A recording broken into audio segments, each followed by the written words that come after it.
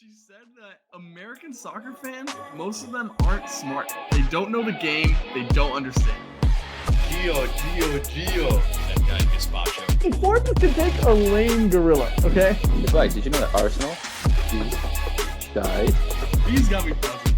Up the top, it's hard to up him anyway. I'm just not even gonna comment on that. Is this for the actual pod? Welcome back to Footy with the Boys. Nick, Yes, it is. not on top of his game today, but we are. There was not as many Premier League games due to FA Cup, but we still have a lot of action to get through, and there was a lot of drama in said FA Cup and small amount of Premier League games. We'll get through the FA Cup, talk about the relegation picture getting a little bit clearer after a big game between Nottingham Forrest and Everton. The title race, staying honest, both Arsenal and Liverpool picking up the results they needed. We'll get into the U.S. men's national team corner, and our resident Barca fan, Mike, will get into the El Clasico and the disaster that is happening without goal line technology in La Liga. But boys, we start with the game that's on the screen right now. It is Manchester City versus Chelsea. This game was a 1-0 final that should not have been 1-0 if there was any bit of finishing. Nico Jackson will be a bit upset with himself. I wouldn't say it's unlike him to not finish chances, but certainly missed some chances in this one. Bernardo Silva is the first one to get on the goal sheet. And the 84th minute, Man City goes through what you probably expect, but is this something that Chelsea are going to say, if they want to get something out of this season, this would have been a pretty good shot, especially with what happened in the other game? Mike? Yeah, I mean, 100%. They had a good shot to beat City here, and they just didn't do it. They didn't capitalize on their chances. Yeah, they had one bad decision go against them, but they should have won this game. I thought they played decently well, created enough, just weren't clinical, and let City hang around. And when you do that, City will bite you. And they probably would have liked their chances had they gone to the final against Man U and what they did today. So bad result. Would have been something to hang their hats on at the end of the season. And now all they can really hope for is to finish in a Europa League spot. So we'll see what they do. Yeah. Not a lot to hang hats on. They're going to need to invest some more money if they want to get these smaller competition trophies here. Yeah, but Nick, it was a great day for you as a big Manchester United hater. Although they do end up going through, it was embarrassing by them. They go up 3-0 versus Coventry City, and they allow Coventry to come back to tie it 3-3. Obviously, Haji Wright, the American international, getting that penalty in the 90th +5 to get that draw there in extra time, send it to extra time. And then in extra time, Haji Wright assists the game-winning goal in this one. Manchester United absolutely in the mud. They got knocked out by a championship side after being up 3-0. But no, the offsides technology says that Haji Wright was offsides by a toenail, by a millimeter. And Palmer, if you can bring up the tweet here, they showed this as the technology that they used, and this will be a trend throughout the pod today of some refereeing mistakes, but Wan-Bissaka's foot there, that is Wan-Bissaka's foot being overlapped by the line that they are using to review this. That line should be at the end of Wan-Bissaka's foot.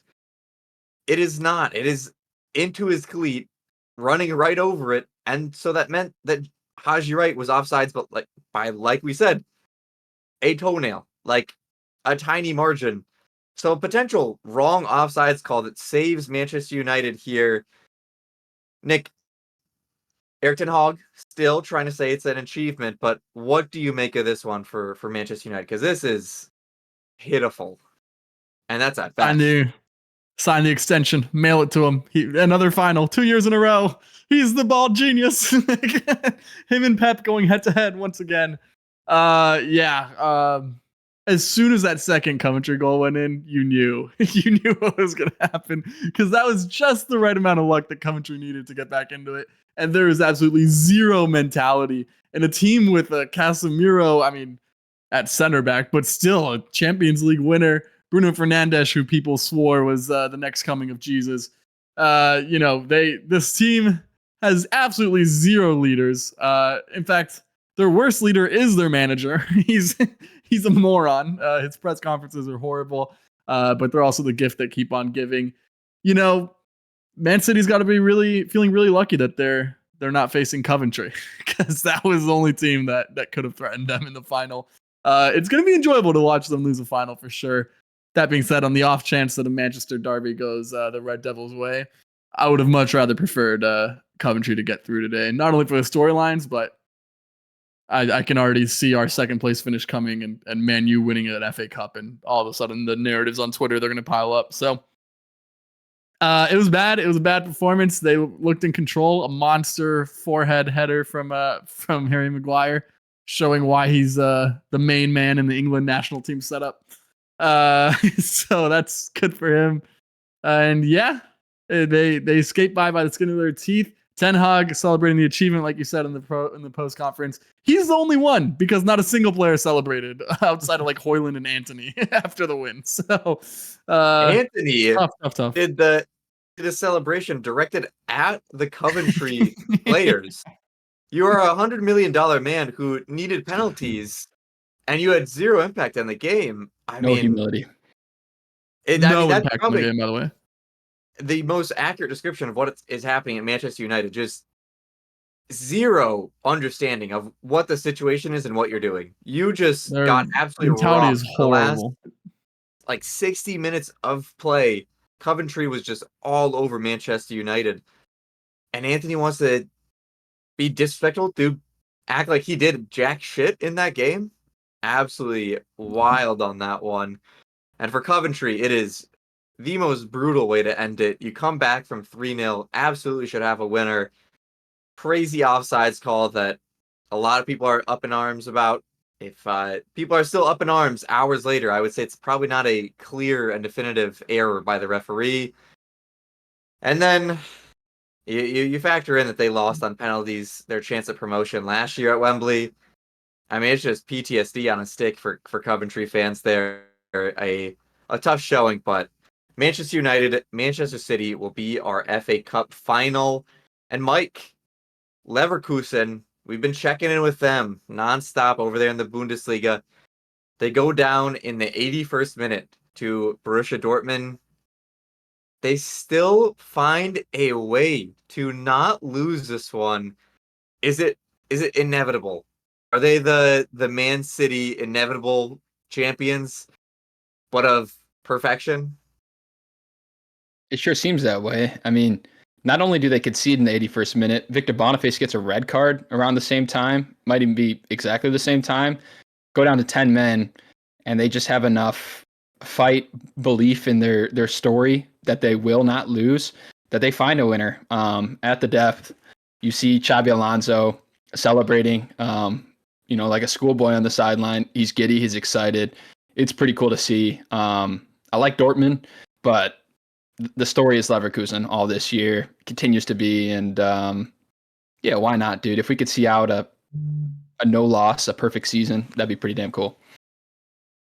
Yeah, I'm all behind their bandwagon and seeing them never loosen here. But we move from a potential perfect champion in Germany to the Premier League, where we're in some tight races, both in the relegation and the title bout. This weekend, I think the more entertaining of those two was the relegation scraps. And Mike, we start with Nottingham Forrest versus Everton, which is another game that ends maybe not the biggest storyline coming from this being the actual score line, but Everton pick up 3 points from 2 goals here. 2 great strikes from Gay and then McNeil. Is this safety for Everton? This seems like that would be kind of all they need here. Maybe pick up a point or two in the final few games, but Is it safe to say that Everton should stay up this season now? Yeah, I think so. Game in hand, 4-point cushion. That should be enough. Even if we perform really poorly the rest of the season, don't have confidence in any of the teams below us. Shout out Burnley for a little bit of a late season push. They are doing the thing, but this should be safety. I'm comfortable saying it somehow. I'm just saying. I will say, I don't know. Is there a way I can Really bet that they quick. get relegated after you said that? yes, you absolutely can. I will say really quickly, the second, and I mean the second, that Mike starts holding this team accountable, we see a result in a relegation scrap. Yeah, all season we've let them scrape by. The second Mike goes off on them, they listen and they responded. Attaboys. Hey, shout out Nick for making us be accountable. And shout out us for finally being accountable. This is what fandom is about. Hell yeah. I will say that we have yelled about Everton plenty of times. No. It has not worked all but one this time. But if it's a new trend, I'm all aboard. Just screaming at Everton. Not enough here. We needed more points than 3. God damn it. Maybe we'll see what happens there. But Nick, there is some side of this that isn't just happy and positive, because although Everton were on the good side of some corruption, there was some potential corruption here. Nottingham Forrest sent out a tweet that was absolutely wild to come out from an official club's Twitter page, essentially just saying this is a joke. They said they had already reached out to the Premier League Reffing Association to say, hey, your VAR ref is a Luton Town fan who we are fighting in a relegation battle. Maybe that's not a good fucking idea. And the Premier League was very responsible about it. They said, okay. Did nothing. As the Premier League has just shown, they just do not care about the right calls here, being safe about this stuff. And then there are 3 penalty shouts in this one. Ashley Young being in all of them. Maybe we have a little Jonte Porter situation there that he's betting on some shit going down, because he was giving them up like crazy. And it seemed like each of them got worse and worse. One including Gio Reyna, where he brings him down from behind. Questionable, but a slightly soft penalty, I think. But if it was given, I wouldn't be that shocked. Second one hits off his arm. You could argue it's a natural position, but it is still out in the arm if it's called. I don't have that much debates. I say, yeah, it's probably a penalty. And the final one, Ashley Young said, oh, you're not going to give penalties for those 2. Well, I'll make sure you give one for this. Slides Hudson-Odoi from behind, gets 0 of the ball, just goes straight through the player. Still no penalty. Still no penalty for Nottingham Forest here. Everton seemed the better side. They had, obviously, the 2 goals, some great strikes, and they looked better than they have in previous weeks. But Nottingham Forest gets absolutely fucked over here in a relegation battle that is extremely tight, and especially for them, they don't have margin for error, not knowing if they're going to get any other penalties. It's, man, the Premier League reffing. Mike, is this the reason that Nottingham Forest is going to go down? The penalties not given here? Maybe not just this. They've been on the bad end, the wrong end of a lot of poor refereeing this year. That's a fact. You could look at the Liverpool game. You could look at this game. Any Merseyside game, they're not getting the benefit of the doubt. And yeah, I think at least one of those should have been a penalty today. The third one was particularly egregious. No call on the field. Anthony Taylor thinks there's contact on the ball. It's apparently reviewed by the VAR, but no recommendation for him to go look at the monitor. He never went and looked at the monitor this match, which was crazy with all the shouts for penalties. You'd think he would have at least a look. So it's a big issue. Yeah. I'm not as sympathetic because I know Everton's been on the bad end of some things this year. I just think the state of the league is, if you're not Man City, suck it up and don't expect to get any calls, because you're just probably not going to get them. That's the facts, man. Yeah, if you're expecting the right call in these situations, you got another thing coming. Nick? Man City or Newcastle, just little momentum there. Just, There you go. just an, Oil money. a little bit more Newcastle, oil you're money. good. You're good. Yeah. It does Yeah. leave- Oh, I go think ahead. I was that third one especially. Sorry, but just to punctuate your point, Flags, that third one was. I That third one didn't was catch bad. it. It was I mean, bad. whew, that was really bad. Yeah. Usually you would say textbook going through somebody's leg from behind in the box is a penalty, but listen, I'm all for the modern game as long as Everton are on the opposite side of those decisions. It does leave Nottingham Forest just 1 point above Luton Town in the relegation scrap. Luton Town have Wolves coming up next. Nottingham Forest have Manchester City. So if you're looking for any type of silver lining for Nottingham Forest, it is not to be found. This was the game, and Everton did come out on top. But flipping the table to the title race here, we did have two teams in Arsenal and Liverpool play this week that did exactly what they need to do. They are now technically above Manchester City in the table. Obviously, Manchester City having still a game in hand there. But Nick, Arsenal take care of business versus Wolves. That's really all you can ask. What are you thinking after that one? Going into a big midweek game versus Chelsea. Yeah. I mean, after the disappointment on Wednesday versus Bayern, of crashing out of the Champions League, of course the loss last weekend. I think, Wolves actually have a really good record against the top six this year. I saw that a lot like before the game this Saturday. We're a So glass cannon team. Dude. it wasn't an easy fixture, I wouldn't say. And definitely with there was a lot of pressure on our shoulders, I would say, to prove that we haven't been frauds per se. And it wasn't the prettiest game. It was 1-0 for a large amount of time. At 0-0, David Raya makes an incredible save, just reactions to kind of push it onto the post and keep it level. But we were the better side, obviously. We were more likely to score more often. Leo Trossard with a class finish. I don't know. I think he might be the best finisher at the club, which shows kind of the value that he brings and also shows we might need to get some new finishers at the club. Not good. That's not a good sign. So yeah, there's that. But 3-point collectors. That's what we needed. We needed a performance, a clean sheet away from home. I think speaks volumes after the difficulties of the past 6 or so days. So we'll take the 3 points. Chelsea's going to be a test on Tuesday. I don't expect that to be an easy game at all. As a matter of fact, I'm not even too optimistic about that game. But like I said, at this point, the title's lost. It's over. City's going to win out. I'm like 99% there. I think if we are a serious team for next year, then we have to pick up 15 of the next 15 points and prove that we're not going away. So you got to do your part. I don't think it'll end up mattering in the end, but crazier things have happened.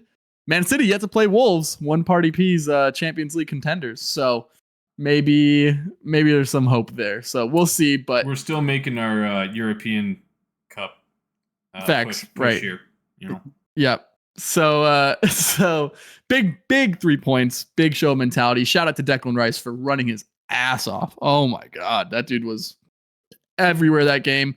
And also shout out to Thomas Partey, who had a really great cameo showing his quality again. I'd hope he gets some starts here in the last kind of 5 games.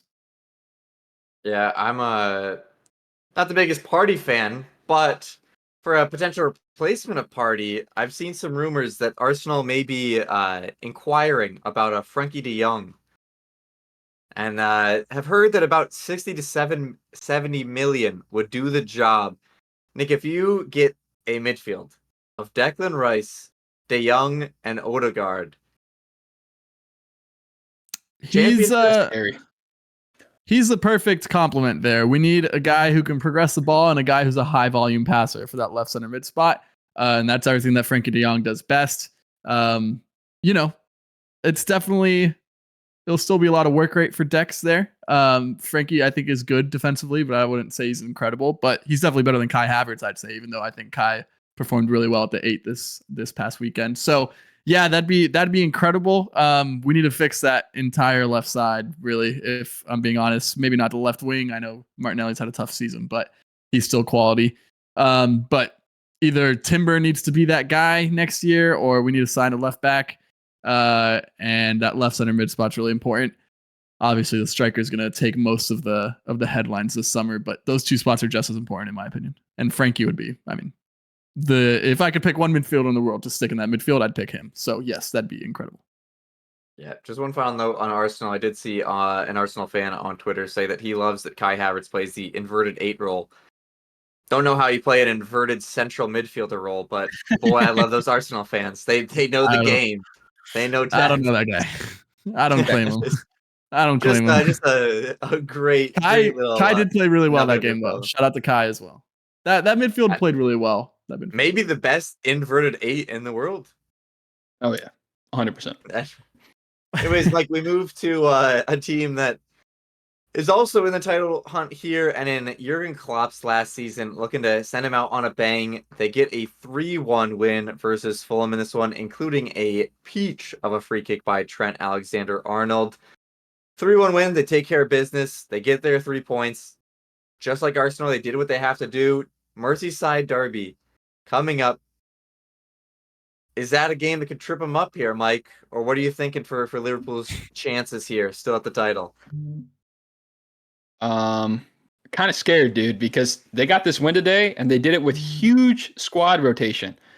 No Salah, no Nunes, no McAllister, no Szoboszlai, no Konate. None of them started. They featured off the bench, but heavily rotated side for the starting 11. Don't know if that's for reasons of fatigue or Klopp thought he could just get away with one here and save it up for the derby. That scares me, man. Having those guys fresh. He's saving up for Everton. Fuck. Yeah, right. Like, good. You don't need to save up for us. Come on, man. Go easy. You can put out the young boys. I love what Everton did today. That was great. Put a smile on my face, but I'm gonna still be pretty pessimistic about them until they really show me something to change my mind. That Chelsea 6-0 still burning, very fresh in my mind. So can we get a draw? Maybe. Not gonna put any money on it. All right. It is the pessimism that drives Everton. We had the pessimism that we were going down after that point penalty, and now all of a sudden we get into rants on our last episode, and they come out with a win. So maybe the pessimism is just what we need. It's like in the Santa Claus or in Elf when they need the belief to fly the sleigh. Everton need pessimism and negativity to fly our sleigh. Mike, but certainly, Mike 1-0 to the Toffees. Get out of here! You just heard what I said, dude. 1-0 to the Toffees. Nick a goal. No, we're done. I don't have a glass half full mentality nor a glass half empty, dude. That glass is bone dry, and it has been since New Year, dude. Like, let's just call it. There's a little bit of spit at the bottom of that glass. It's just Sean Dyche screaming at the referees. That's all that's in that cup.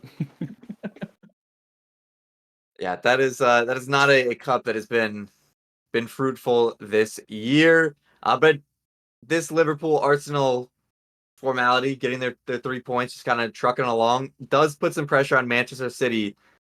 Make sure that they do have to keep up their end of the bargain and get the perfect finish here if they do want to be on top. Cleaning up the rest of the Premier League here, we had the battle of Burnley and Sheffield. And boys, low-key, Burnley, I mean, they wiped the floor with Sheffield United. I don't think that was the surprise here, but they're not far off from being in that relegation scrap. They are sitting at 23 points. Luton Town only 2 points above, and Nottingham Forrest only 3 points above Burnley. Is there a world where Luton and Nottingham go down and Burnley, with this hot run of form, only one loss in their last 5, if they keep up at this in any type of way, they have a pretty good shot of staying up here. Vincent Kompany gonna get it done, Mike? You know who they play this next weekend? Manchester United. So yeah, they definitely have a shot, man. Come on.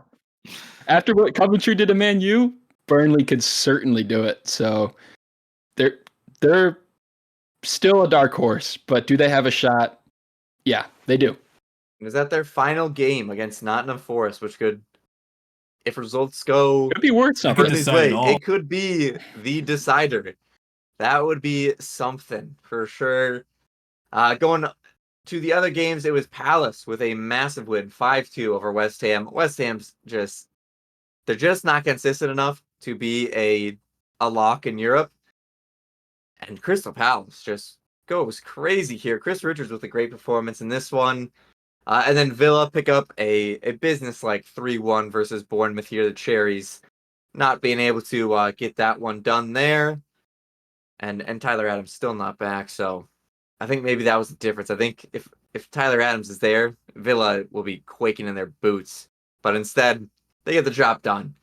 But that does bring us into our U.S. men's national team corner here, and there is a lot of headlines in this one, boys. And we'll get to the final headline, which we will discuss a bit because it is big news. But we start with Haji Wright, like we said, gets that penalty goal, gets his penalty converted in the penalty shootout, and should have had maybe assists there if they don't get so crazy on that offsides VAR. Horvath had 7 saves for Southampton in the championship. Southampton, one of the highest scoring teams in the championship, held to just 1 goal by Horvath. So with Matt Turner not playing, maybe he makes a case for that goalkeeper 1 conversation in Copa America. Chris Richards, like I said, for Crystal Palace, his first game back and an absolute masterclass by him. Had a great game for Crystal Palace and obviously just a great game for that whole team as well. Gio Reyna started against Everton today. Only went about 60 minutes before being subbed off for Anthony Elanga.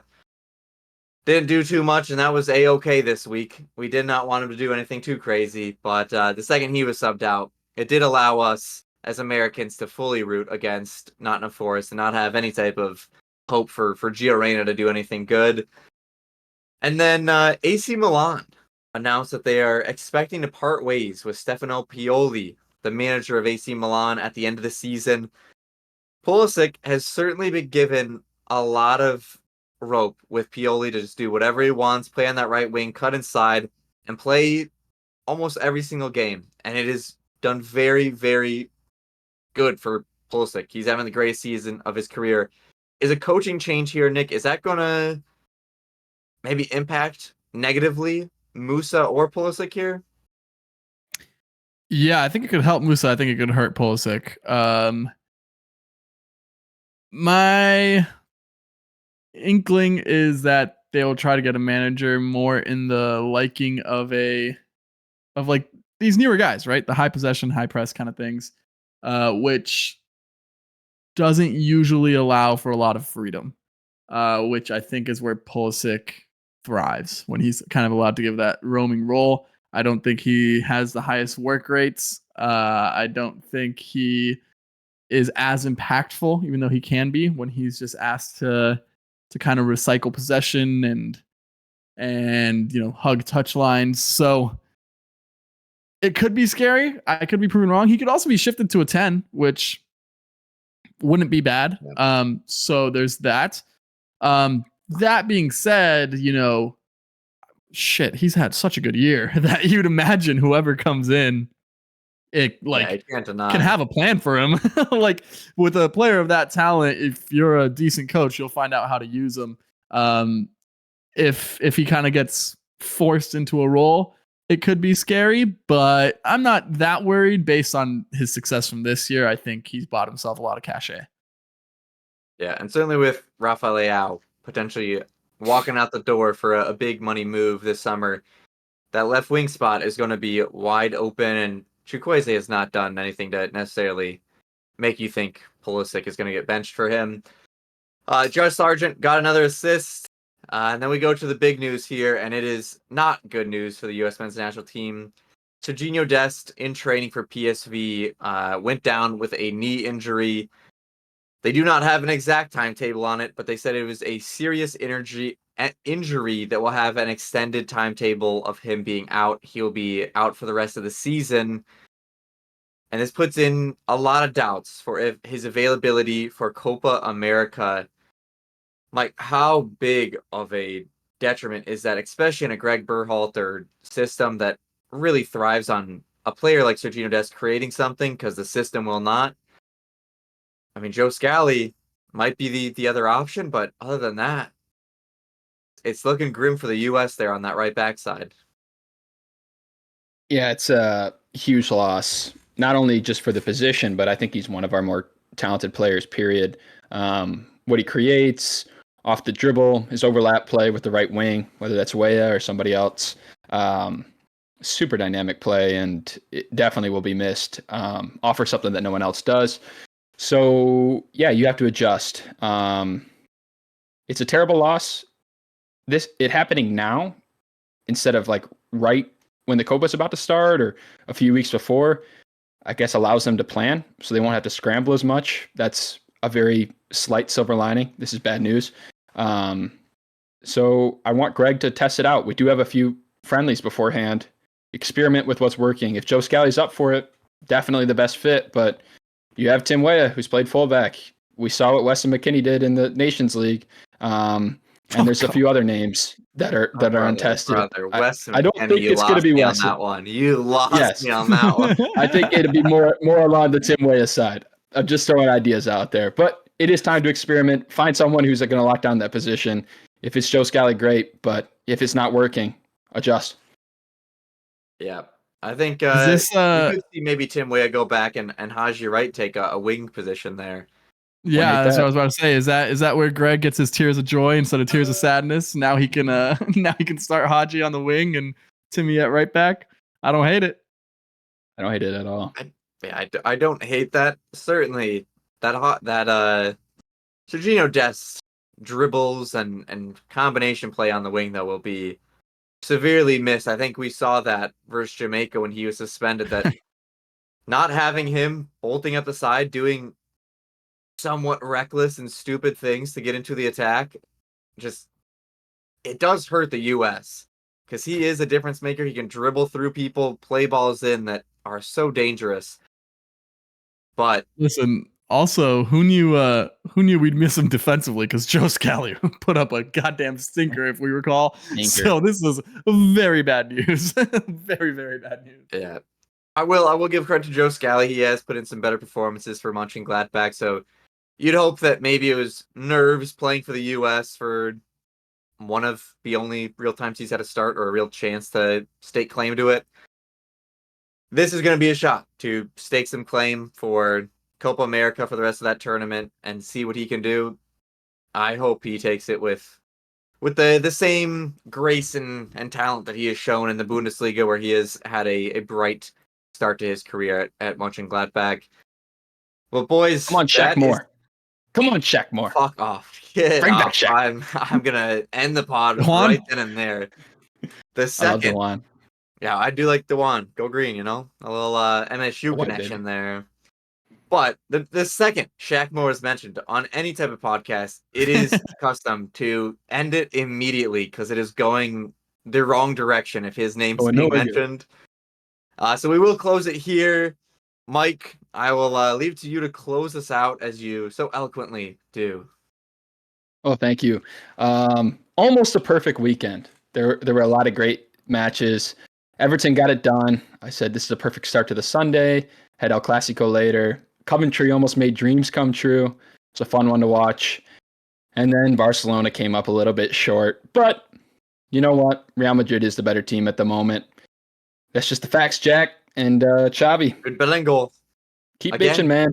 Keep bitching your way out the door. We'll see you later. Clown. Listen, I respect the grind. Just bitch your way out the door when you're saying I'm already leaving.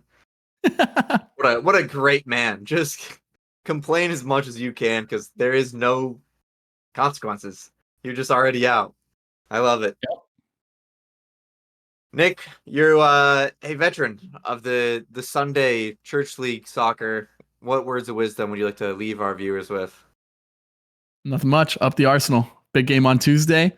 We can still dream. 3 points are needed. Cole Palmer time.